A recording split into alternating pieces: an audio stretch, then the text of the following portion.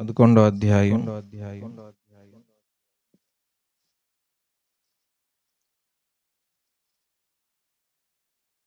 నోవహు విశ్వాసం దగ్గర నుంచి చదవండి.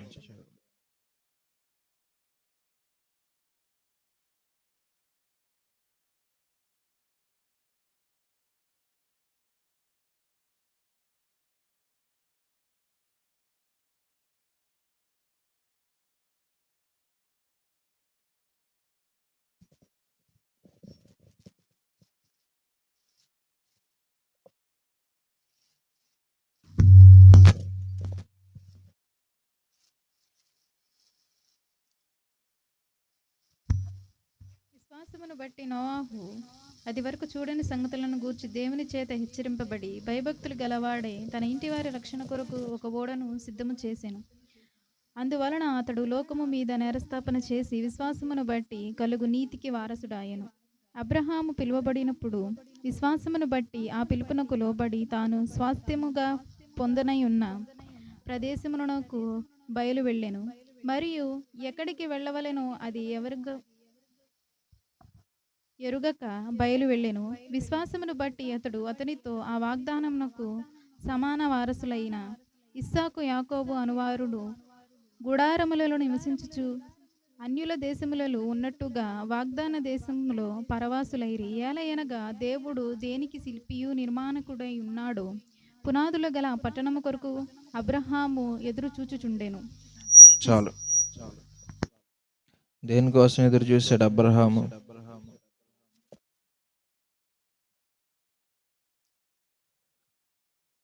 పునాదులు గల పట్టణము కొరకు.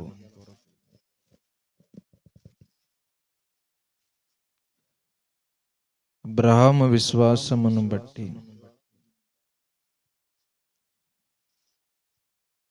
దేవుడి చేత పిలువబడినప్పుడు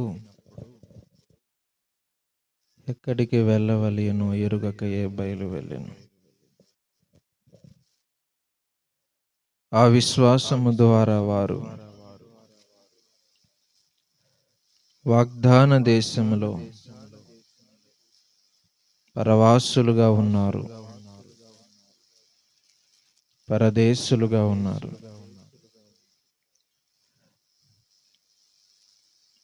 అబ్రహాము, ఇస్సాకు, యాకోబు ముగ్గురు. ఆ ముగ్గురి పేర్లను కూడా ఇక్కడ ప్రస్తావించి గుడారములలో ఉన్నారు అనే మాట చెప్పారు. ఎందుకు గుడారాల్లో ఉన్నారంటే వారు పునాదులు కలిగిన పట్టణం కోసం ఎదురు చూశారు అనే మాట రాశారు. వారికి ఒక దేశము, కనాను దేశము స్వాస్థ్యముగా ఇవ్వబడెను. ఒక దేశమే వారికి ఇచ్చిన ఆ దేశములో వారు స్థిరమైన నివాసాలు ఏర్పరచుకోకుండా గుడారాలలో నివసించేవారు. ఆ అధ్యాయంలో వారు పాదములు పట్టునంత చోటైనా ఉంచుకోలేదు అనే మాట రాశారు. అబ్రహాము, ఇస్సాకు, యాకోబు అనువారు ఆ వాగ్దానమునకు హక్కుదారులైన వారు కనీసం పాదాలు పట్టే అంత చోటు కూడా మిగుల్చుకోలేదని ఇదే 11వ అధ్యాయంలో ఆ కింద రాశారు. వారు పరవాసులుగా ఉన్నది వాస్తవానికి పరవాసులు అన్న, ప్రదేశులు అన్న దాని అర్థం పరాయి వారని.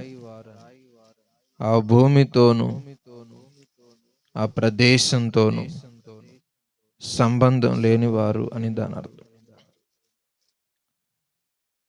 పొరుగురు నుంచో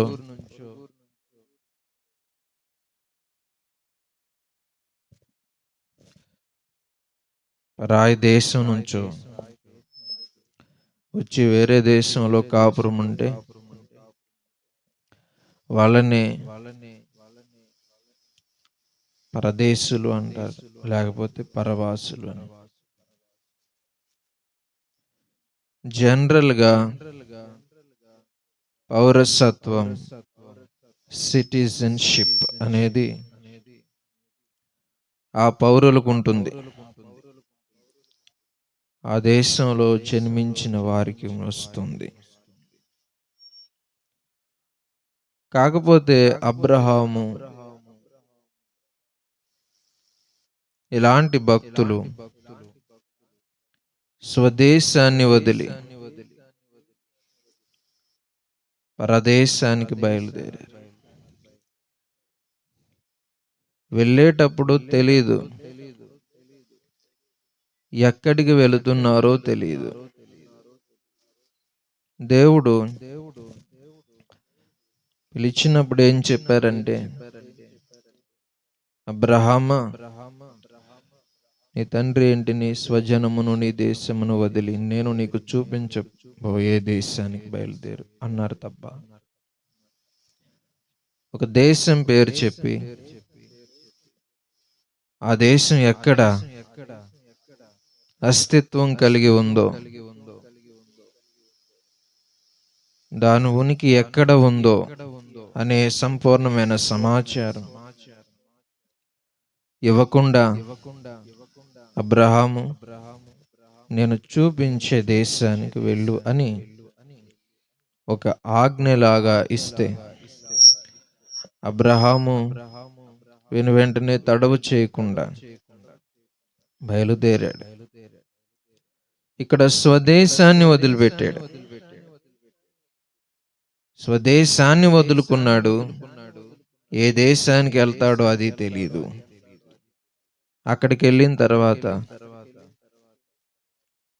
నేను వదులుకునే దేశం కంటే మంచి దేశమా కాదా అనేది ఆలోచించకుండా ఆయన సంపూర్ణమైనటువంటి నమ్మకముతో దేవుడి మీద ఆధారపడి తనకున్నటువంటి స్వాస్థ్య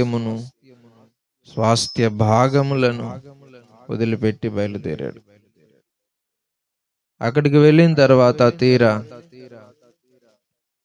ఆయన అక్కడ ఒక స్థిరమైనటువంటి నివాసం ఏర్పరచుకోలేదు. స్వదేశాన్ని వదిలాడు, ఇంకో దేశానికి కూడా వెళ్ళాడు. అదే తనకు దేవుడు ఇవ్వబోతున్న దేశం అని కూడా అర్థమైంది. అయితే ఆ దేశంలో నేను వదులుకున్న దానికి ప్రతిగా ఇది నాకు ఇవ్వబడింది కనుక ఇక్కడ స్థిర నివాసం ఏర్పరచుకుంటాను అనుకోలేదు. ఇది నాది అనే మాట మాట్లాడలేదు.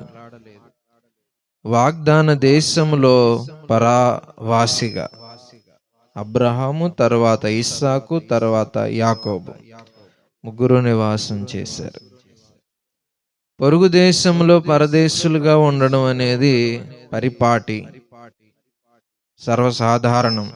కానీ సొంత దేశంలో వాగ్దానం చేయబడిన భూమిలో పరవాసులుగా ఉండడం అంటే అది అబ్రహామునకును, ఇస్సాకునకును, యాకోబునకు మాత్రమే చెల్లింది అనేది మనం అర్థం చేసుకోవాలి. ఇది నాది అనేటటువంటి తత్వాన్ని వదిలిపెట్టి సొంత దాంట్లో పరాయి వాళ్ళుగా ఉన్నారు. అబ్రహాము గొప్పతనం, అబ్రహాము విశ్వాసంలో ఉన్న విశిష్టత, వైశిష్ట్యం అది. వారు అడుగు భాగాన్ని కూడా ఉంచుకోలే.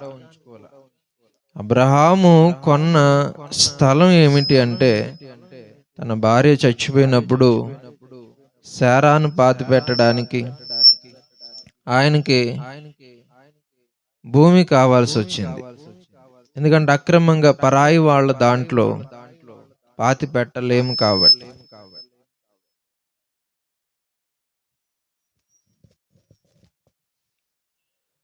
బ్రతుకున్న శరీరం అయితే ఎక్కడైనా సంచరించవచ్చు, తిరగొచ్చు. కానీ చనిపోయినటువంటి డెడ్ బాడీ, పార్థిమ దేహం, పచ్చిగా చెప్పాలంటే శవాన్ని తిప్పలేం. అబ్రహాము కనాను వచ్చిన తర్వాత వేరే దేశాలకు వెళ్ళాడు, ఐగుప్తులో సంచరించాడు, గెరారు దేశానికి వెళ్ళాడు. ఇది నా సొంతది అనుకోలా, పరదేశులమును యాత్రికులము అని అనుకున్నారంట అబ్రహాం. అంటే యాత్ర చేశారు, ఒక దగ్గర స్థిరపడిపోలేదు.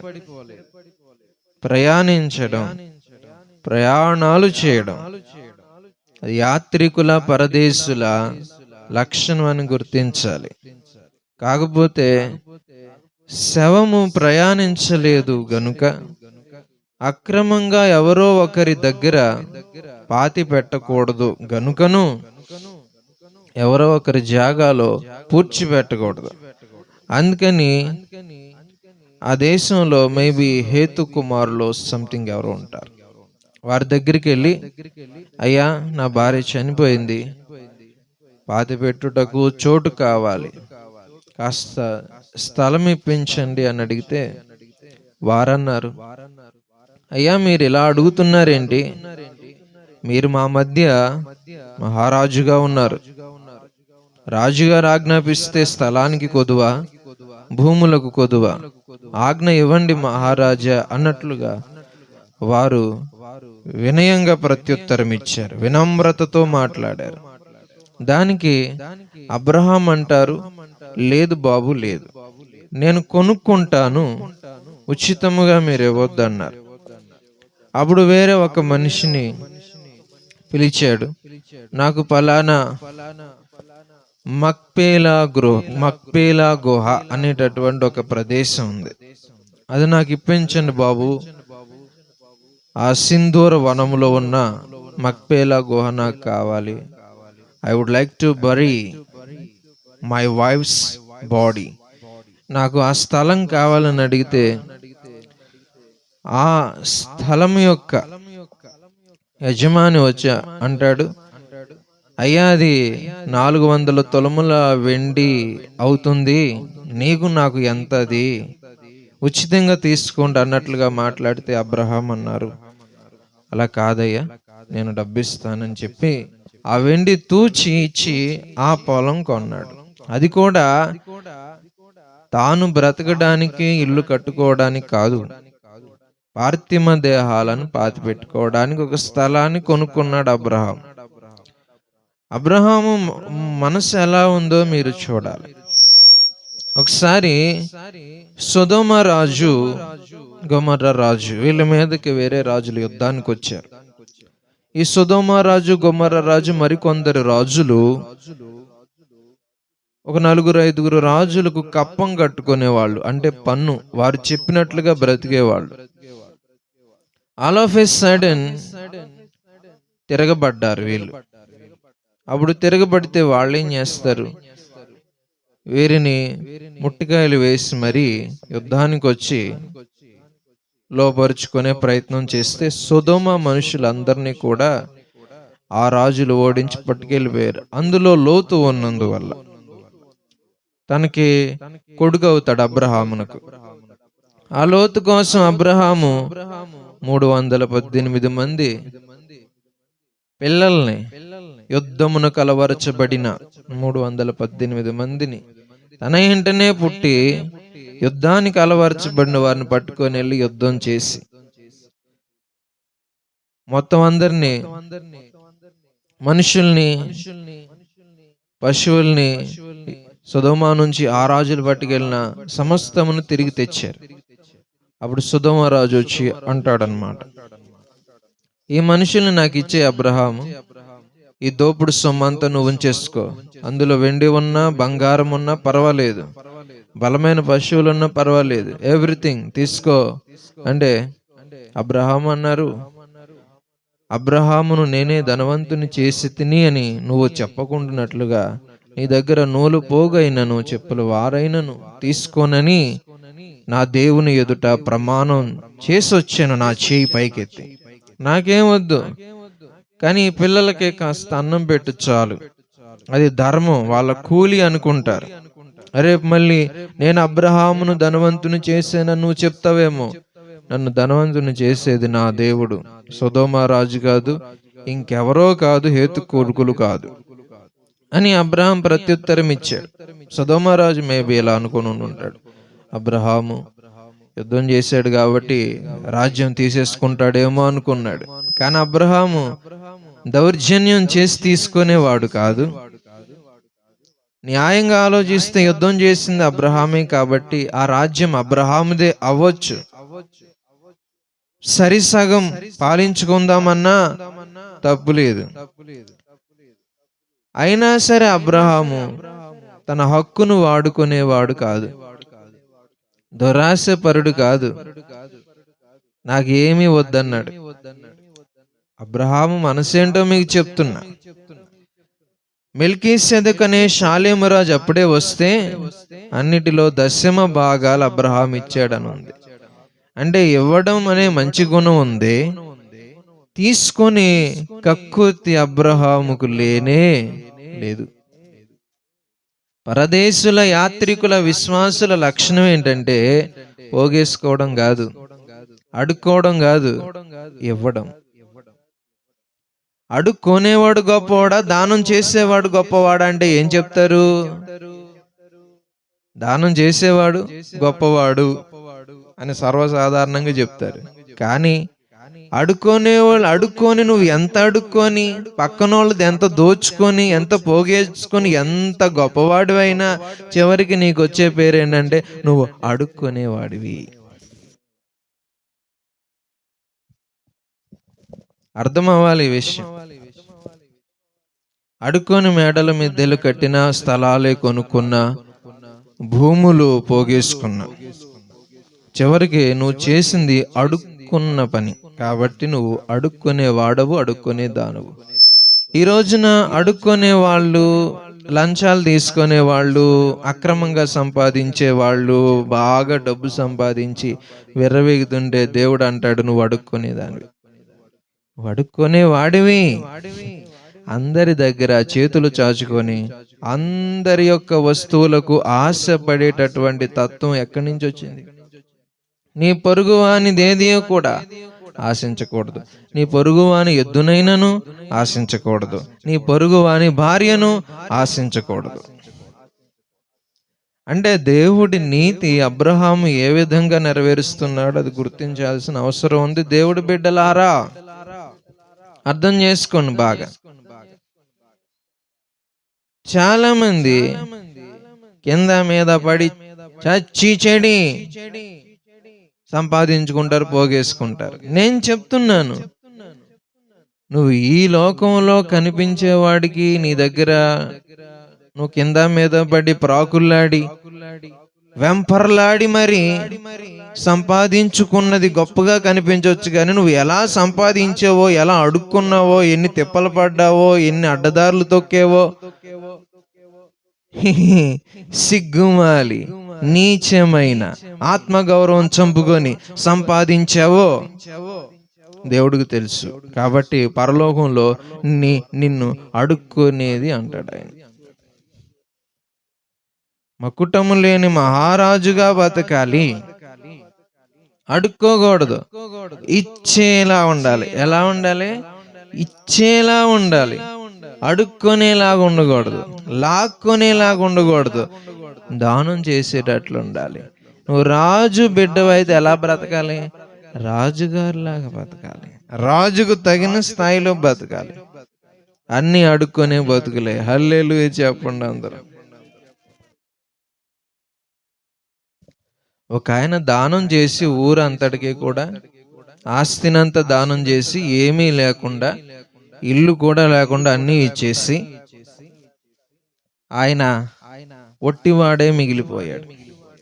ఇంకొక ఆయన అన్ని అడుక్కొని దోచుకొని అక్రమంగా ఆస్తిపరుడైపోయాడు. ఎవరు గొప్పవాళ్ళు వీళ్ళిద్దరిలో?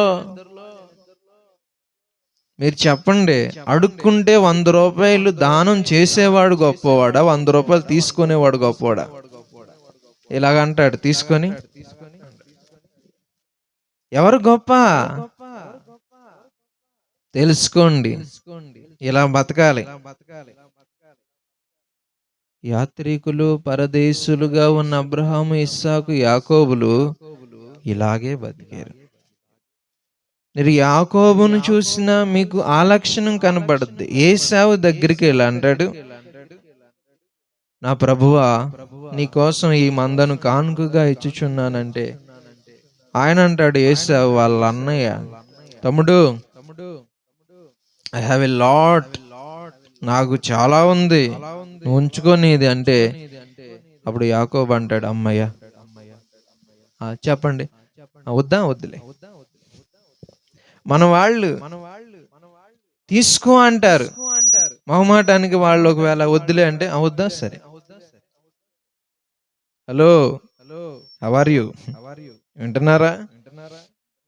ఒక 10,000 కావాలనుకో, ఇచ్చారనుకోండి, మొహమాటానికి వద్దులే అంటే సర్లే అని మళ్ళీ జోబులో పెట్టేసుకో.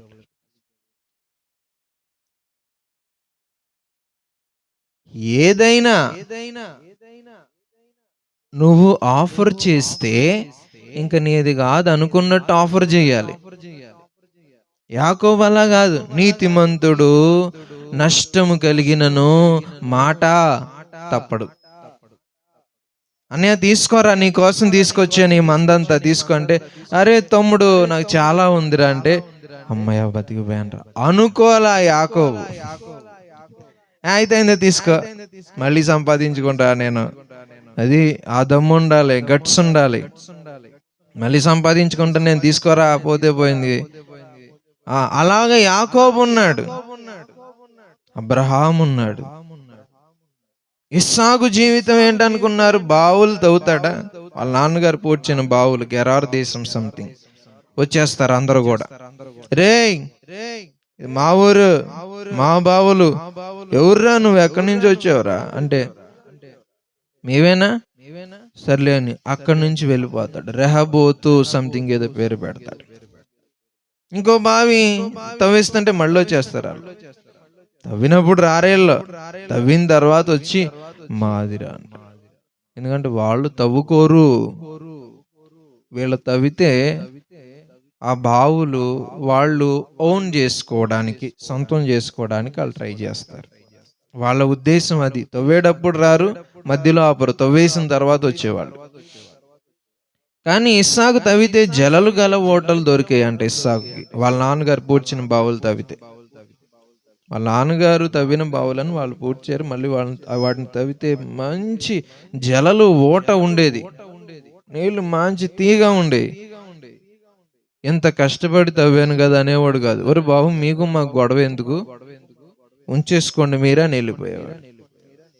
అంటే వాళ్ళ ఉద్దేశం కానీ వాళ్ళ లక్ష్యం కానీ ఏంటంటే ప్రాకులు ఆడడం కాదు, ఇసిరేటట్లు ఉండాలి. ఎలా ఉండాలి చెప్పండి, నోరు తెరవండి, ఎలాగా విసిరేలా తీసుకే అన్నట్లు ఉండాలి తప్ప బాబు అని నానా చావులు చచ్చి ఆ దిక్కుమాలను బతికి ఎందుకు ఆ బతుకు అన్నా, చచ్చిపోవడం నయ్యం, చేదరిద్రం అని, కక్కుర్తని.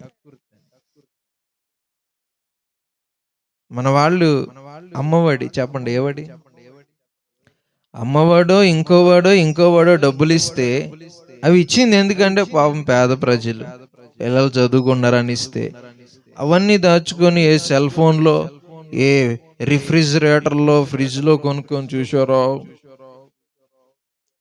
ఏంటమ్మా ఎందుకు ఇచ్చారు మీకు అవి? ఫ్రీ బీస్ అంటారు వాటిని. జాలి తలిచి ఇస్తే అక్కడేమో బాబా అని అడుక్కొని ఇక్కడ బిల్డప్ ఇస్తారేంటన్నా.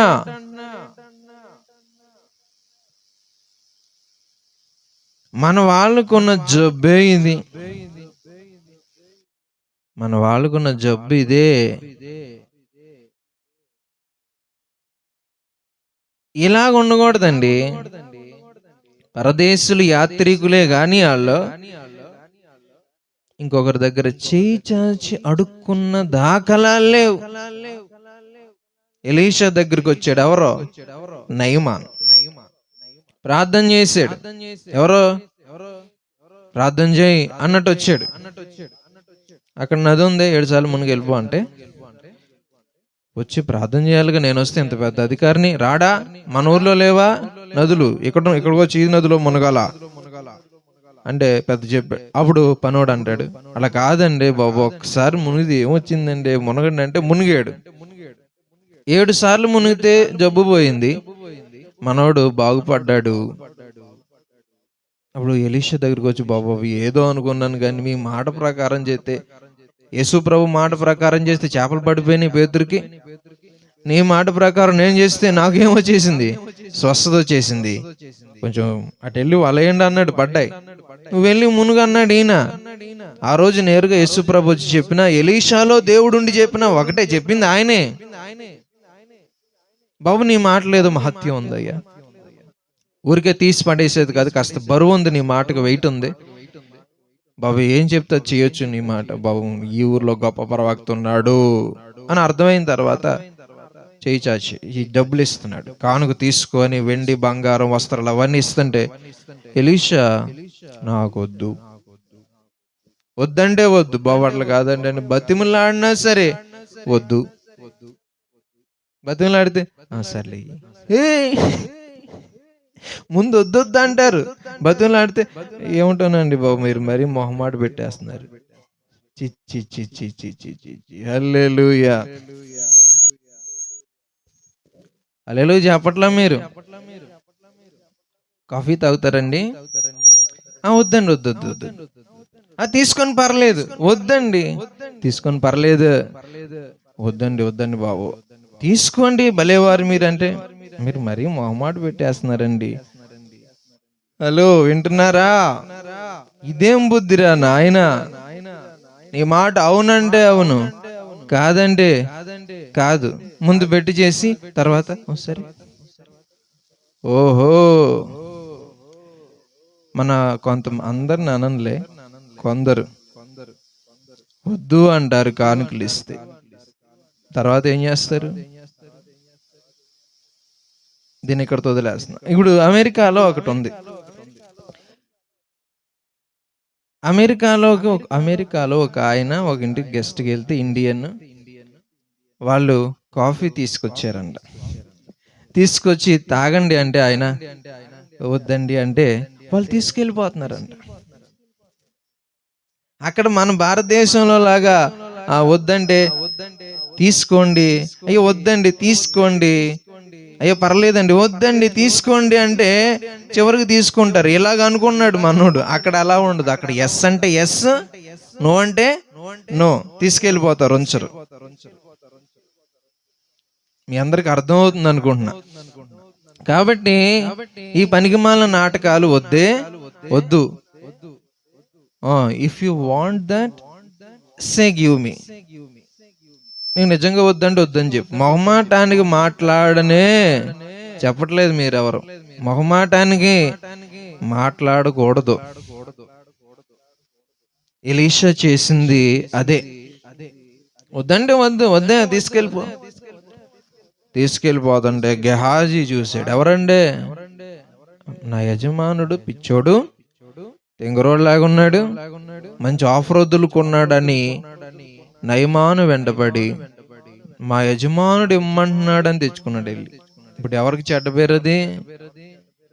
ఎలీషా ఉద్దేశం ఏంటంటే, ఇక్కడ యెహోవా ప్రవక్త ఉన్నాడు, ఇక్కడున్న దేవుడు నిజమైన దేవుడు అని సిరియా దేశపు సైన్యాధిపతి నయమానుకు తెలిస్తే ఆ దేశంలో ప్రాగుతుంది.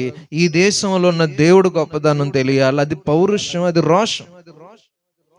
డబ్బు పిచ్చోడు కాదు, 12 అరకల ఎడ్లతో వ్యవసాయము చేసేవాడు. ఎవరమ్మా? ఎలీషా. మీకు బైబిల్ తెలియదు కాబట్టి అంతే మీ బతుకు. 12 అరకల ఎడ్లతో వ్యవసాయం చేసేవాడు. ఏలియా వెళ్ళి దుప్పటి వేయగానే మొత్తం నరికేసి ఊరంతా విందు చేసేసి నా పెళ్ళండి అని చెప్పి వచ్చేసాడు.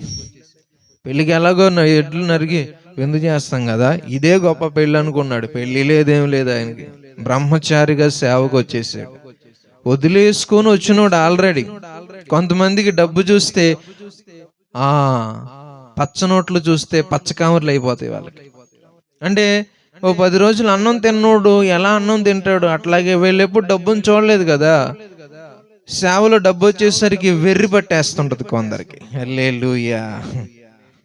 ఆ అందుకే ముందు డబ్బునంతా చూసేసి రావాలి. అదో పెద్ద పరమార్థం లాగా, అదొక బ్రహ్మ పదార్థం లాగా. హలో, అర్థమవుతుందా? వస్తువులు, వాహనాలు, డబ్బు మీద మనసు ఉంచుకుంటే అది పెద్ద గొప్ప కాదని చెప్తున్నాను నేను. నువ్వు నీతిగా విలువలు కలిగి బతకాలి. అక్కడెక్కడ అడుక్కొని ఇక్కడ బిల్డప్ ఇవ్వకూడదు. మన స్థాయికి తగ్గట్టుగా ప్రవర్తించాలి. అడుక్కొని మరి చేసుకోవాల్సిన కర్మ ఏంటి? నాకు అర్థం కాక అడుగుతాను. మన వాళ్ళు పెళ్లిళ్ళు చేసుకున్న, ఫంక్షన్లు చేసుకున్న, నానా అప్పులు చేసి గొప్పగా చేశాం. కానీ నువ్వు అప్పు చేసావు. ఎందుకు ఆ బిల్డప్ అన్నా? అవసరం లేదు. దేవుడి బిడ్డలారా, మీరు అర్థం చేసుకోండి. ఎలీషా అన్నాడు గెహాజీతో, రే ఎక్కడికి వెళ్ళావు? అయ్యా నేను వెళ్ళాను, తెచ్చుకున్నాను అని చెప్తాడేంటి? నేను ఇక్కడే ఉన్నాను బాబు, ఎక్కడికి వెళ్ళలేదండి. నా మనస్సు నీతో కూడా రాలేదా అంటే తెలియదే అండి. దేవుడు చూపించడం దర్శనం. నీకు ఆ కుష్ఠరోగం వచ్చా తెలుపు అన్నాడు. కుష్ఠరోగి గెహాజీ ఎలీషా దగ్గర నుంచి వెళ్ళిపోయాడు. మేబీ తర్వాత ఏమైందనేది మనకి ప్రస్తుతానికి. దైవజనుడు మంచోడే, ఆయన దగ్గర ఉన్నోడికి డబ్బు వేరు పట్టి. ఇస్కరియోతు యోధా ఉన్నాడు. యేసు ప్రభు స్వస్థతలు చేస్తుంటే జనాలు పోగైపోతున్నారు. అప్పుడు కానుకలు ఇస్తారా? ఇష్టపూర్వకంగా. మరి ఆయన శిష్యులను మెయింటైన్ చేస్తున్నాడు కాబట్టి సంచి ఉండేది. ఆ డబ్బు సంచి ఇస్కరియోతు యోధా దగ్గర ఉండేది. ముందు పిలువబడ్డవాడే, 12 మందిలో ఏర్పరచబడ్డవాడే. కానీ డబ్బును చూసేసరికి వెర్రి పట్టేసింది. ఒకప్పుడు బాగానే ఉండేటటువంటి మనుషులేంట్రా ఈరోజు ఎలా అయిపోయారేంట్రా అని మీరు అనుకుంటారు కొందరిని చూస్తే. వారు డబ్బును చూసినప్పుడు, వస్తువును చూసినప్పుడు ఎప్పుడు వాళ్ళ జీవితంలో చూడలేదు కాబట్టి వెర్రి వెర్రి వెర్రి వెర్రి వెర్రి వెర్రి వెర్రి పట్టేసింది వాళ్ళకి. వెర్రెక్కిపోయింది, పిచ్చెక్కిపోయారు వాళ్ళు. తాగినోడు తిక్కలోడైనట్టు, తిక్కరేగినట్లు ఆడికి పిచ్చి పట్టినట్టు వీళ్ళకి డబ్బు చూస్తే వెర్రెక్కేసింది. వీళ్ళకి వెర్రి. వస్తువులు చూస్తే, ఒక ఖరీదైన ఫోన్ చూస్తే వెర్రి, ఖరీదైన వాహనం చూస్తే వెర్రి, ఖరీదైన ఇల్లు చూస్తే వెర్రి, ఒక అందమైన అమ్మాయిని చూస్తే వెర్రి, అందమైన అబ్బాయిని చూస్తే వెర్రి. ఈ లోకములో మనుష్యుల దృష్టిలో విలువైనవి దేవుని దృష్టిలో నీచమైనవి అని దేవుడు రాశాడు. అలా చెప్పింది కూడా ఎవరో పౌలో, పేతురో, మోషేనో ఇంకెవరో ప్రవక్తలు కాదు. సాక్షాత్తు యేసుక్రీస్తు అనే దేవుడు మనుష్యుల దృష్టిలో ఘనముగా ఎంచబడినవి దేవుని దృష్టిలో నీచమైనవి, హీనమైనవిగా ఉండును అని చెప్పాడు. దేవుడు చెప్పిన మాట ఇది. సశరీరునిగా ఈ లోకములో యేసుక్రీస్తు జీవించినప్పుడు చేసిన అనేకమైనటువంటి గొప్ప ప్రబోధములలో నుంచి వెలువడిన ఉద్భవించిన ఆనిముత్యమే ఇది. ఆయన అంటారు, ధనవంతుడు పరలోక రాజ్యములో ప్రవేశించుట కంటే సూదిబెజ్జములో ఒంటె దూరుట సులువు అని మాట్లాడారు. ధనాపేక్ష, ధనం ఎక్కడుండును వాని హృదయం అక్కడుండును అని మాట్లాడాడు. ఆయన ప్రబోధాలలో అత్యంత ప్రాముఖ్యమైనది ఇది కూడా అని గుర్తించాలి. వ్యభిచారం వదిలేసావు మిత్రమా, మద్యం వదిలేసావు మిత్రమా, ధనాపేక్షలో పడ్డావు కదా. ఏ రాయి అయితే ఏంటి పొల్లోడు కొట్టుకోవడానికి. ఇప్పుడు దైవజనులైనా, పోనీ పూర్వకాలంలో రాజులైనా పాపాన్ని మానితే కదా ఏ పాస్టర్ అవుతాడు. రాజు అయ్యేదైనా దేవుడు ఎన్నుకుంటే ఊరికే ఎన్నుకోడుగా, మంచోళ్ళని ఎన్నుకుంటాడు. ఎన్నుకొనబడక మునుపు చెడ్డోడైనా మారితే దేవుడు ఎన్నుకున్నాడు అనుకుందాం, ఓ పాస్టర్ గానో లేకపోతే ఇంకోలా. ఆ పాపాలు వదిలేసావు గాని ఇది తగిలించుకున్నావుగా. ధనాపేక్ష సమస్త కీడులకు మూలం. ఈ డబ్బు పిచ్చి పట్టేసిందిగా నీకు. పొరపాటున వెళ్ళరు. డబ్బు బిచ్చి పట్టినోడు పరలోకానికి వెళ్ళడు. అది మీరు బాగా అర్థం చేసుకున్నారు అనుకోండి. హల్లెలూయా చెప్పండి. చెప్పాలి హల్లెలూయా. చెప్పండి హల్లెలూయా. ఏంటి ఏంటి ఏంటి చెప్పండి. డబ్బు ఉండడం తప్పు కాదు, డబ్బు మీద మనసు ఉండడం తప్పు. డబ్బు ఉండడం తప్పు కాదు, అక్కడ ఉండడం రైట్, ఇక్కడ ఉండడం రాంగ్.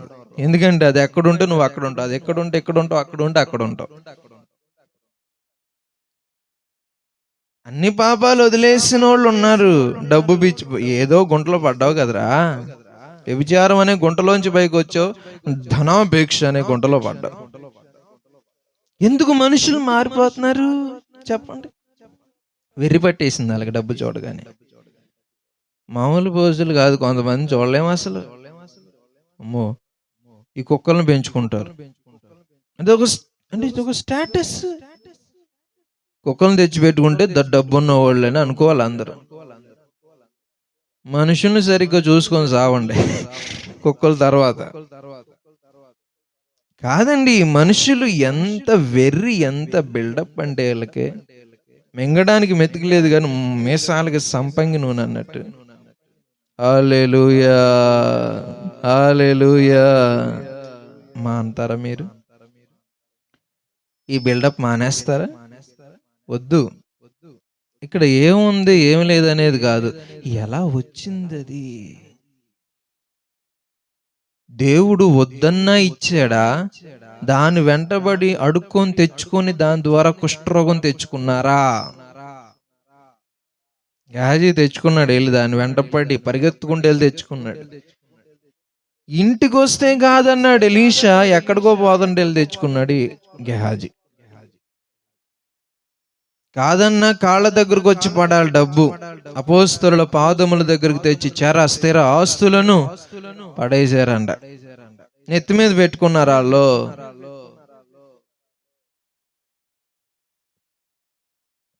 మీకేం చెప్తున్నా, మీరు ఎందుకు ఓవర్ చేస్తున్నారు? మీ చిన్నప్పుడు లేదు కదా, ఇప్పుడు ఎందుకు అవి? డబ్బు వచ్చినప్పుడు ఎందుకు మారుతున్నారు? డబ్బు లేనప్పుడు ఏ చొక్కా వేసావో డబ్బు వచ్చిన తర్వాత కూడా అదే చొక్కా వేయాలి. డబ్బు లేనప్పుడు ఎంత ఖరీదైన షూస్ వాడేవో డబ్బులు వచ్చిన తర్వాత కూడా రేటు మారు. డబ్బు వస్తే మారిపోతారా ఏంటి? నాకు అర్థం కాక అడుగుతాను. నేను కేక్ కట్ చేయను. ఎందుకు కట్ చేయను అంటే మా అమ్మ నాకు అలాగా నేర్పలేదు. మామూలుగా పుట్టినరోజు చేసేవాళ్ళు. ఆ రోజుల్లో మా అమ్మ నాన్న అంత స్తోమత లేని వాళ్ళు కాబట్టి, ఓ మధ్యస్థంగా ఉండేవాళ్ళు కాబట్టి వాళ్ళు అలా చేశారు. నాకు ఆ వావర్గా నేర్పించలేదు వాళ్ళు. వాళ్ళ డబ్బున్న వాళ్ళు అయితే ఇప్పుడు నేను చేసుకోవచ్చు, కానీ అది లేదు కదా మొదటి నుంచి. ఇప్పుడు నేను రాసుకోవడం ఎందుకు, అవి తగిలించుకోవడం? నేను కట్ చేయను అసలు. మా అమ్మ నాన్ననే మొదటి నుంచి ఏమనుకోకుండా అమ్మా అనేవాడిని.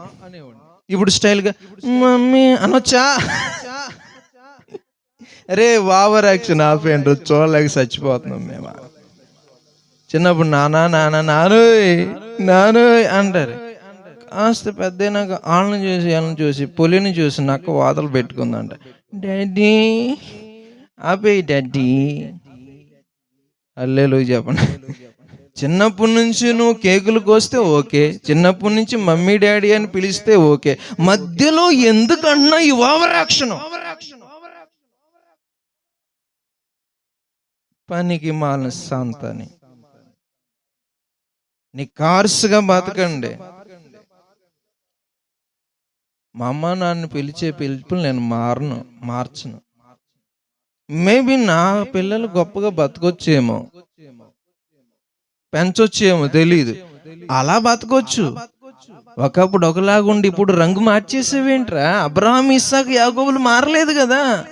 వాగ్దాన దేశంలో కూడా వారు పరవాసులుగా, పేదవారుగా డేరాలు వేసుకొని, సర్కస్ చేసేవాళ్ళు డేరాలు వేసుకుంటారు, అట్లా వేసుకొని బతికేరాళ్ళు. ఎందుకంటే నాకెందుకయ్యా, నాకు అది అలవాటు అయిపోయింది. రంగు మార్చలేరు కదండి.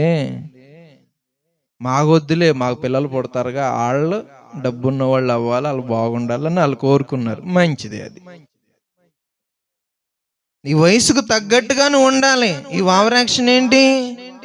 జుట్టుకు రంగులు వేస్తే నరకానికి వెళ్తారు అంటలా, కానీ చూడలేక చచ్చిపోతున్నావు. నీ పోజు, నీ బిల్డప్, నీ ఓవర్ యాక్షన్.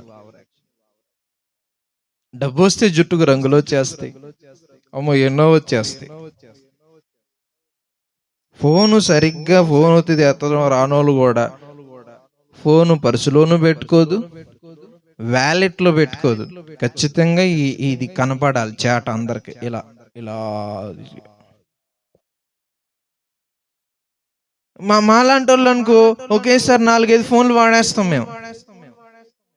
దీంట్లో ఒక పని చేస్తాం, దాంట్లో ఇంకో పని చేస్తాం, ఇంకో పని చేస్తాం. అలాంటి వాడికి ఎన్నున్నా తప్పు లేదు, కనీసం ఫోన్ ఎత్తడం రా. నీకు ఎందుకు యాంటికి వచ్చింది? మన యాసలో చెప్పాలంటే ఈ ఓవర్ యాక్షన్ ఆపేస్తే మంచిది. మరి బాబు, చిన్నప్పటి నుంచి నేను మీ అమ్మ నన్ను ఎట్లా పెంచారో పెద్ద అయిన తర్వాత కూడా అలాగే ఉండు. అవసరమైతే డబ్బు వస్తే 10 మందికి సాయించే. నికార్సైన వాళ్ళు ఇలా బ్రతుకుతారు. పోజు కొట్టొద్దు సుమా, సూట్ అవ్వదు అది నేను చెప్తున్నా. అతకదు. ఎందుకు మీరు దాన్ని అంటించుకుంటారు? అతకని దాన్ని.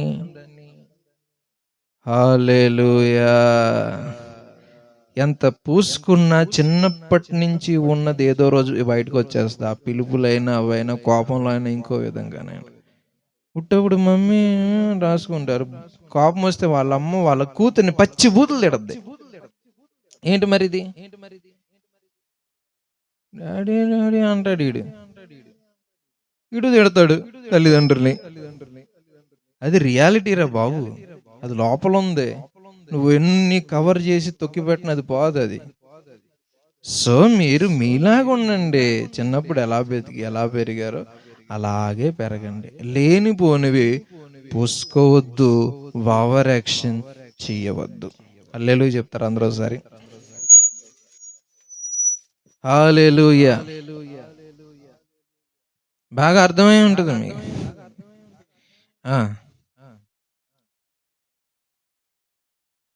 మనుషుల్ని సంపాదించండి, డబ్బు కాదు.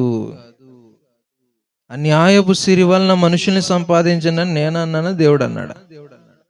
అలా చేశాడు కదా ఒక అతను. అపనమ్మకస్తుడైన గృహ నిర్వాహకుడు, వాడు ధనాన్ని వృధా చేస్తున్నాడని యజమాని తీసేస్తే ఆ ధనంతో మనుషుని సంపాదించుకున్నాడు. ఎలాగో నాకు ఉద్యోగం ఊడిపోద్ది కదా. అరే నీకు ఎంత అప్పు ఉందిరా? ఎంతండి?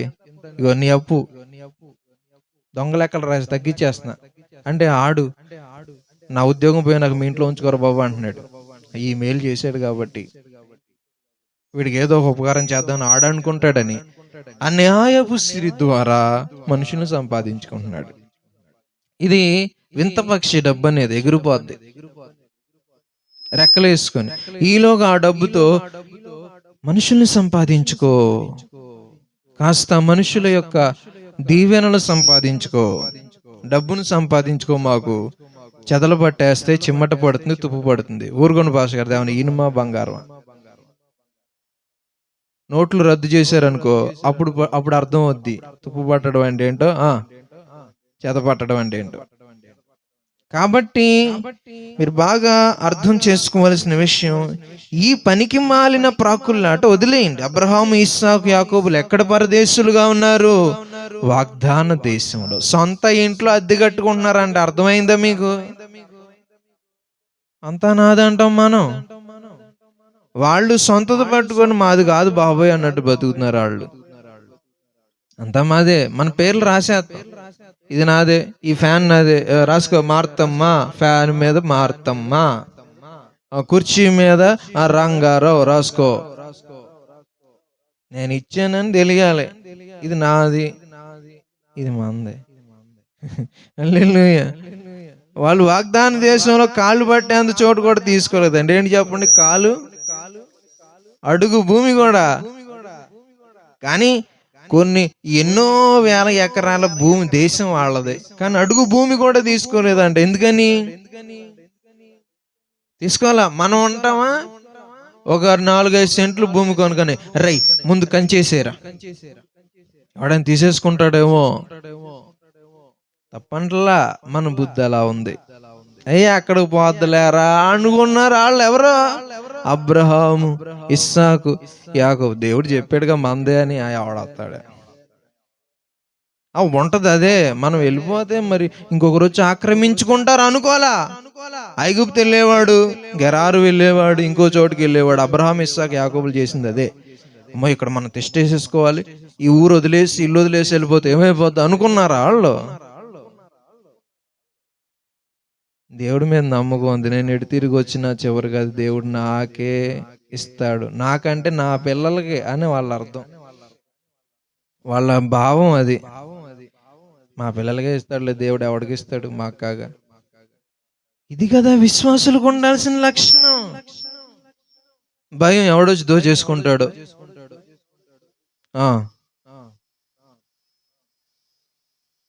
గేట్లు వేసేసి గట్టిగా తాళాలు వేసేసి తీరా చూస్తే కొంపలో ఏమీ ఉండవు. భయం.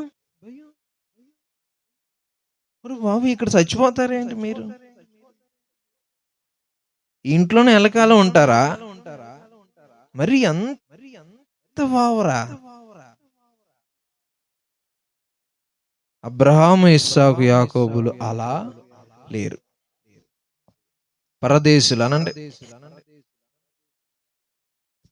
పరదేశులు, యాత్రికులు అనండి. యాకోబు ఏమంటాడు తెలుసా? ఫరోతో యోసేపు బతుకున్నాడని తెలిసిన తర్వాత కనాన్ నుంచి ఐగుప్తుకు వచ్చినప్పుడు యాకోబు ఫరోతో ఏమంటాడు తెలుసా? నేను యాత్ర చేసిన దినములు ఇన్ని అంటాడు ఆయన. ఇన్ని నేను యాత్ర చేసిన దినములు అంటాడు. యాత్ర చేశాడు, కనాన్లో ఉండిపోలా. అటు వెళ్ళాడు, పద్దనరాము కొంతకాలం ఉన్నాడు. తర్వాత అక్కడి నుంచి వచ్చాడు, షెకెంకి వెళ్ళాడు. ఆ తర్వాత మళ్ళీ కనాన్లో ఉన్నాడు కొంతకాలం, మళ్ళీ ఐగుప్తు వెళ్ళాడు. సో ఒక దగ్గర ఉండిపోవడం, తిష్టేసుకోవడం విశ్వాసుల లక్షణం కాదు. వాళ్ళు పరదేశులు కానే కాదు. ఇక్కడే ఉంటాను భీష్మించు కూర్చొని, ఇది నా రాజ్యం, ఇది నా సింహాసనం, ఇది నా అంతఃపురం. బబులోను రాజు అయినటువంటి నెబుకద్నెజరు అదే అనుకుంటే 7 సంవత్సరాలు అడవిలో గడ్డి తిన్నాడు కదా. నాదే ఈ రాజ్యం, ఈ వైభోగం, ఈ వైభవం నాదే, నా కీర్తికి ప్రతీక ఇది అని బబులోను దేశం గురించి బాగా గర్విస్తే దేవుడు గడ్డి తినిపించాడు. ఇది నా రాజ్యం, ఇది నా దేశం, ఇది మా ఊరు, ఇది మా ఇల్లు, నాది నాది నాది నాది అనేటటువంటి భావనలో ఉన్నారు. ఇక్కడ ఉండిపోతాం తెస్టేసుకొని. నువ్వు ప్రయాణం చేయాలి, పరలోకం వెళ్ళాలంటే నువ్వేం చేయాలి? యాత్రికుడిలా ఉండాలి. విశ్వాసంలో గొప్ప లక్షణం ఇది కూడా. ఇప్పుడు నేను ఎక్కడికి వెళ్ళాలంటే హైదరాబాద్ వెళ్ళాలి. ఎక్కడికి వెళ్ళాలి? ట్రైన్లో వెళ్తున్నాను అనుకుందాం. విజయవాడలో ఎక్కాను, హైదరాబాద్ వెళ్ళాలి అనుకుందాం. గుంటూరు వస్తుంది, దిగుతానా? గుంటూరులో ఆగిపోతానా? ఎందుకని నాది ఎక్కడుంది? హైదరాబాద్లో ఉంది మా ఇల్లు. అక్కడికి వెళ్ళాలి. అది నా డెస్టినేషన్, అది నా గమ్యస్థానం. నేను అది చేరుకోవాలంటే ఏం చేయాలి? ట్రైన్లో కూర్చొని ఉండాలి. ట్రైన్లోనే ఉండగలనా? ఉండలేను. విజయవాడ వచ్చినప్పుడు కాస్త దిగి వాటర్ బాటిల్ ఏదంటే ఒక శీతల అంటే ఈ బటర్ మిల్కో, లేదంటే soft drinks, cool drinks, chips ఏవో తీసుకుంటాం. స్నాక్స్ ఏవో ఒకటి. ఒక 2 నిమిషాలు ట్రైన్, ఒక 5 నిమిషాలు ఆగుద్ది అనుకుంటే ఒక 2-3 నిమిషాలు తీసుకుంటూ ఈలో ట్రైన్ కదులుతూ ఉంటుంది, పరిగెత్తుకుంటూ మళ్ళీ ఎక్కేసి వెళ్ళిపోతాం. అక్కడ 2 గంటలు, 3 గంటలు, 4 రోజులు, 10 రోజులు, సంవత్సరం, 2 సంవత్సరాలు ఉండను కదా ట్రైన్ ఆగితే. నేనున్నది ఉంటుంది ఏంటండి? మళ్ళీ ట్రైన్ ఎక్కి కూర్చుంటాను, మళ్ళీ ఇంకో స్టేషన్ వస్తుంది, దిగితే మళ్ళీ దిగి ఒక 2 నిమిషాలు ఉంటాను, మళ్ళీ ఎక్కి వెళ్ళిపోవాలి. అంటే ట్రైన్లో మధ్యలో వచ్చి ఇంటర్మీడియట్ గా ఉన్నటువంటి స్టేషన్స్ లో 2-3 నిమిషాలు ఆగడమే ఈ లోకంలో మనం బతకడం. ప్రయాణికులు ఇది నాదే అనుకోవడానికి లేదు, తిరుగుతూనే ఉండాలి. నువ్వు తిరుగుతూనే ఉండాలి. అంటే తిరగమని నిజంగా తిరగమని కాదు, అలాంటి మైండ్ ఉండాలి నీకు. ఇది నాది కాదు అన్నట్లు ఉండాలి. ఉందా అండి? ఉందా? మోషేని అడిగాడు దేవుడు, రే మోషే ఈ ప్రజలందరిని చంపేసి నీకు నీ కుటుంబానికి ఆ దేశం ఇచ్చేస్తాను రా, నీ సంతానాన్ని వృద్ధి చేస్తానంటే మోషే ఏమన్నాడు తెలుసు? బాబు నాకొద్దు. అరే దేశం రా, 5 సెంట్లకి 3 సెంట్లు కొట్టుకొని చంపుకొని చచ్చిపోయే ఈ రోజుల్లో కదా, ఒక దేశం నీకు ఇచ్చేస్తాను రా బాబు అంటే, వాళ్ళందరూ లేనప్పుడు నేనేం చేసుకోనయ్యా ఆ దేశాన్ని? మనుషులు లేని దేశంలో నేను ఒక్కడిని ఏం చేయను? నాకు వద్దు ఆ దేశం. వీళ్ళని ఎట్లా కూడా చేర్చయ్యా, తెచ్చావుగా అక్కడి నుంచి, ఐగుప్తు నుంచి, సర్లే అని దేవుడు మళ్ళీ ఉపసంహరించుకునేవాడు. వాడిని చంపేస్తాను నేను అని చెప్పి నీకు ఇచ్చేస్తాను రా బాబా దేశాన్ని అంటే, వద్దు బాబా వాళ్ళకి ఎందుకు వచ్చింది, నాకు వద్దు, మా అందరికీ కలిపి కావాలి, అలా ఇస్తానంటే చెప్పు తీసుకోండి. చివరికి మోషే వెళ్ళలేకపోయాడు కనాను. అప్పుడు అంటాడు చివరిలో, మీ వల్లే నేను వెళ్ళలేదు అంటాడు. 3-4 సార్లు అడిగాడు అంట దేవుడిని, వెళ్తానే కనాను అంటే, వద్దురా బాబా వెళ్ళొద్దు నువ్వు అన్నాడు. ఎందుకంటే వాళ్ళ వల్లే, వాళ్ళు చేసిన పొరపాట్లను వెనకేసుకొచ్చాడు కాబట్టి మోషేని వెళ్ళనివ్వలేదు దేవుడు. అన్నాడుగా మీ వల్లే అంటాడు ద్వితీయోపదేశ కాండంలో. హల్లెలూయా చెప్పండి అందరూ ఒకసారి, హల్లెలూయా. కాబట్టి దేవుడు బిడ్డలారా ఇలా ఉన్నారండి. వందనం చేశారంట మోషే కూడా, వాగ్దాన దేశాన్ని చూసి దూరం నుంచి కొండ మీద నుంచి చూసి వందనం చేసి, అమ్మ చూసాను చాలే.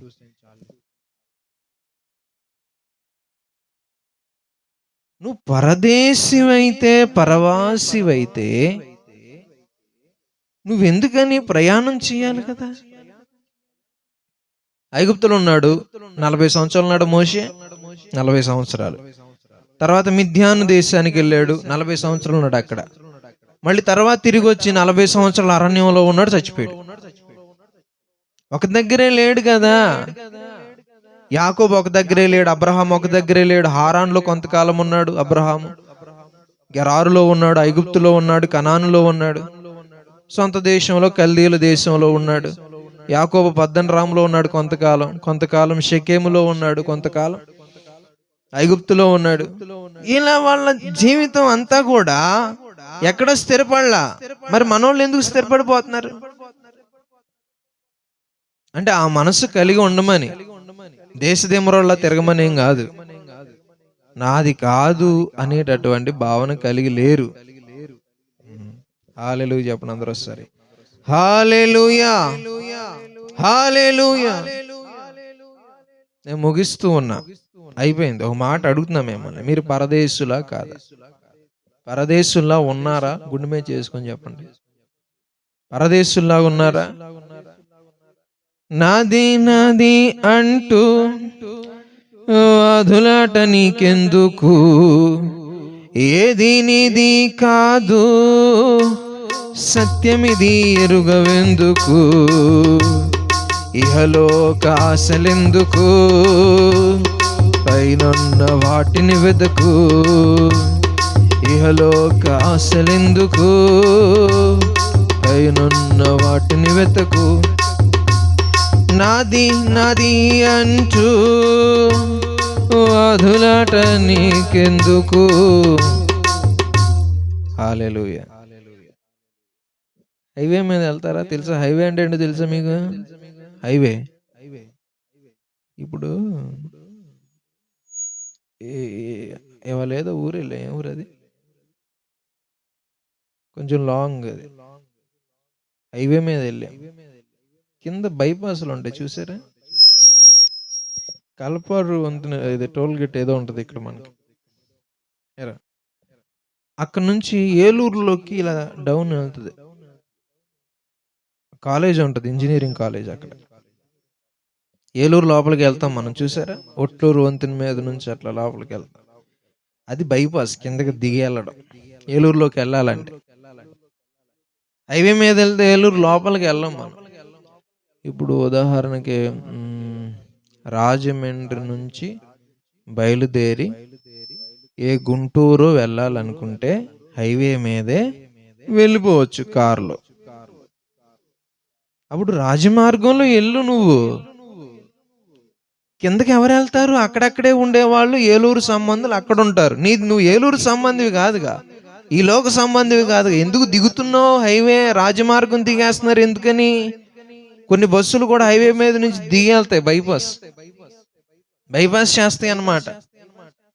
మళ్ళీ హైవే మీదకి ఎక్కుతాయి. హైవే మీద నుంచి దిగితే ఊర్లోకి వెళ్తే మళ్ళీ హైవే మీద ఎక్కుతాయి. మనం ఎక్కడెక్కడ ఆగిపోయే వాళ్ళం కాదు, అన్నిట్లో ఇరుక్కోకూడదు. మనం ఈ జీవన సంబంధమైన పోరాటాలలో మనం చిక్కుకొనే కూడదు. అన్నిట్లో వేలు పెడతాం, మనకి ఎందుకండి? మన యాత్ర ఏంటి? ఒక సేవకుడు అనుకోండి, సేవే చేయాలి, ఏ జాబు చేయకూడదు, ఇంకో దాంట్లో దూరకూడదు. కొంతమంది దూరుతున్నారు, అక్కడ ఆగుతున్నారు. కొంతమంది ఆగకూడదు. అలా మీకు కూడా ఈ లోకంతో పని లేదు, ఈ లోకంతో సంబంధం లేదు. రాజమార్గం అలా పరిగెత్తుకుంటూ వెళ్ళిపోవాలి హైవే మీద. కానీ దిగడం, కాసేపు ఆగడం, కొంతకాలం అక్కడ ఆగడం, లేట్ చేసేస్తున్నారు. అంటే మీకు ఇష్టం లేదు. కాదేశులో ఉన్నప్పుడు దేవుడు అన్నాడు ఇశ్రాయేలీలతో, ఎన్నాళ్ళు మీరు ఇక్కడ కాదేశులో ఉంటారు, వెళ్ళండ్రా బాబు, కనాను దేశం ఉందంటే వెళ్ళట్లేదు వాళ్ళు. దేవుడు అన్నాడు, ఇక తిప్పి పేగులు వారిని పంపారు. వాళ్ళు వచ్చి ఏదో చెప్పారు, చెడ్డ సమాచారం. తిప్పి ఎర్ర సముద్రం గుండా తీసుకుని వెళ్ళి 40 సంవత్సరాలు చంపేసాడు వాళ్ళని అరణ్యంలో. ఆకులు రాల్చినట్టు రాల్చాడు. వెళ్ళమంటే వెళ్ళరే. లోతు భార్యలాగా వెనకనకే చేస్తారు కొంతమంది, అక్కడే పడి సావండి. ఇంకా నా బంధువులు, మా సొదొమ, మా ఊరు మా ఊరు మా ఊరు మా ఊరు వదలరా. అబ్రహాం వదిలేడా సొంత దేశాన్ని? అన్నిటిని వదిలేసి వదలరా. వెనకనకే పడతారు, వెనకనకే చేస్తారు వీళ్ళందరూ. స్పీడ్గా వెళ్ళేవాడు అక్కడ ఆగుతాడా? దేవుడి మార్గంలో ఉన్నవాడు పనికి మాలిన అలవాట్లు మళ్ళీ అంటించుకోకూడదు. అంటించుకుంటే కొంతకాలం అక్కడ ఆగుతాడు, మళ్ళీ ఆ పాపంలో పడతాడు. ఆ పాపంలోంచి నువ్వు బయటకు వస్తే హైవే ఎక్కినట్లు. అప్పుడు దాకా నీ ప్రయాణం సాగదు, అక్కడెక్కడే వస్తావు తిరిగి తిరిగి వంకరగా. కాబట్టి పరలోకం వెళ్ళే దారిలో సీరియస్ గా ప్రయాణం చేసేవాడికి ఇవన్నీ ఎందుకండి బాబు? అందులో ఉంటారు, ఇందులో ఉంటారు, అందులో సభ్యత్వం ఉంటది, ఇందులో సభ్యత్వం ఉంటది, వాళ్ళతో సహవాసం, వీళ్ళతో సహవాసం, వాళ్ళతో పొత్తు, వీళ్ళతో పొత్తు, ఇవన్నీ మనకు అవసరమా? యాత్రికులము పరదేశులము. హల్లెలూయా చెప్పండి. అందరికి అర్థమైపోయిందా? కళ్ళు మూయండి, ప్రార్థన చేద్దాం.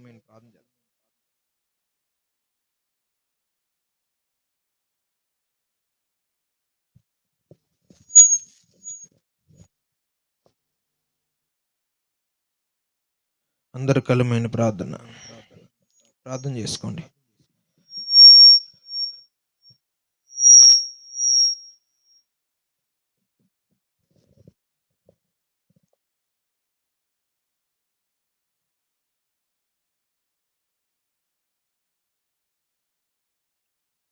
లోకము నాది కాని కాదు, యాత్రికుడను పరదేశిని. లోకము నాది కాని కాదు, యాత్రికుడను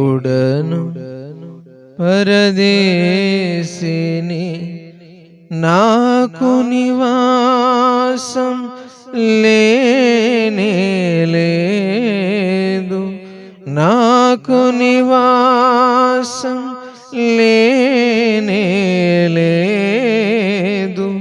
యేసయ్య నివాసం నాకిచ్చినాడు, యేసయ్య నివాసం నాకిచ్చినాడు. జీవించుచున్నది నేను కాదు, క్రీస్తుతో నేను సిలువ వేయబడినాను, క్రీస్తుతో నేను సిలువ వేయబడినాను. క్రీస్తే నాలో జీవించుచున్నాడు, క్రీస్తే నాలో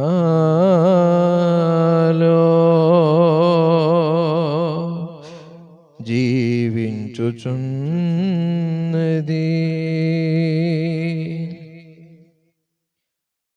యుద్ధము నాది కాని కాదు, యుద్ధము నాది కానే కాదు, ప్రయత్నముతో క్రీస్తు కొన్నాడు నన్ను, నేను నా సొత్తు.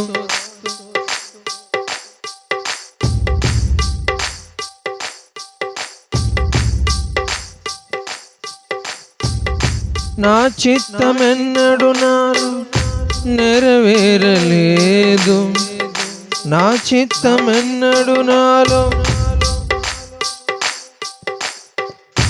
యేసయ్య చిత్తమే నాలో నెరవేరుచున్నది.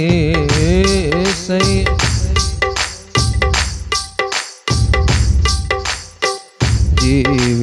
జీవించుచున్నది నేను కాదు, క్రీస్తుతో నేను సిలువ వేయబడినాను, క్రీస్తుతో నేను సిలువ వేయబడినాను. క్రీస్తే నాలో జీవించుచున్నాడు, క్రీస్తే నాలో జీవించుచున్నాడు. లోకము నాది కానే కాదు,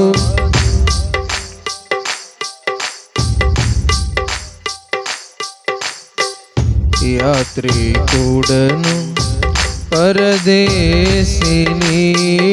లోకము నాది కానే కాదు, యాత్రికుడను పరదేశిని. నాకు నివాసము లేనే లేదు, నాకు నివాసము లేనే లేదు. యేసయ్య నివాసం నాకిచ్చినాడు, యేసయ్య నివాసం నాకిచ్చినాడు. జీవించుచున్నది నేను కాదు, క్రీస్తుతో నేను సిలువ వేయబడినాను, క్రీస్తుతో నేను సిలువ వేయబడినాను, క్రీస్తుతో నేను సిలువ వేయబడినాను, క్రీస్తుతో నేను సిలువ వేయబడినాను. క్రీస్తే నాలో జీవించుచున్నాడు, క్రీస్తే నాలో.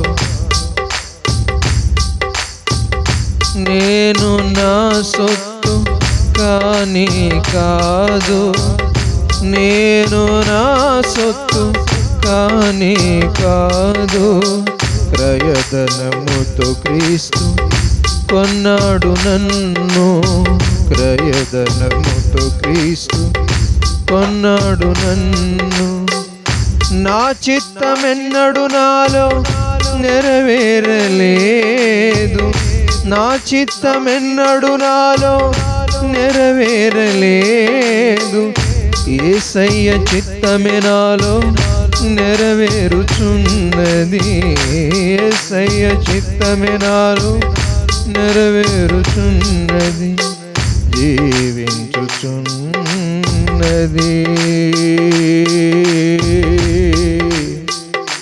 నేను కానే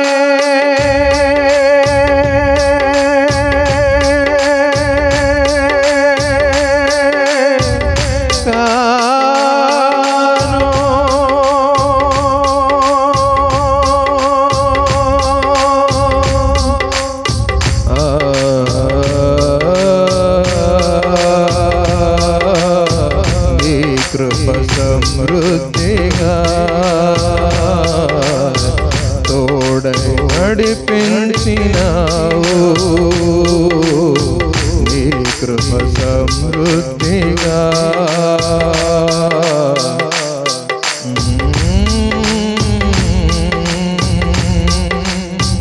విశ్వసింపబోవు వారికి మాదిరిగా నేనుండుటే, నా ఎడల నీకున్న ఉద్దేశమా. విశ్వసింపబోవు వారికి మాదిరిగా నేనుండుటే,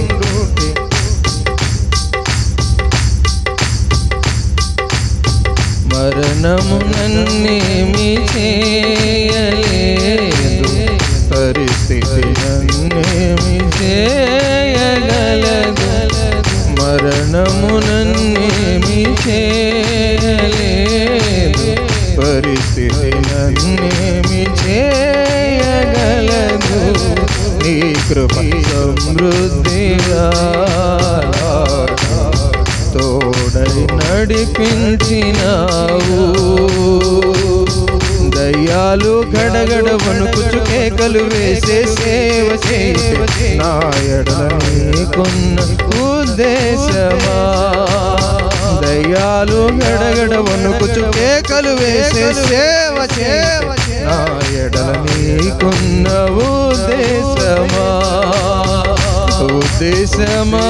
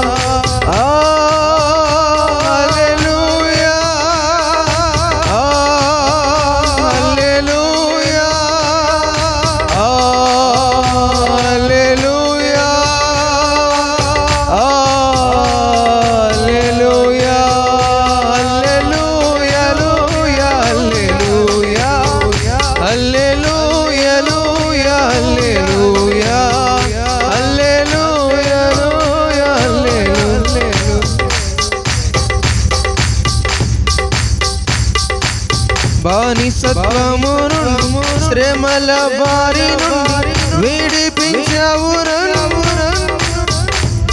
ఓ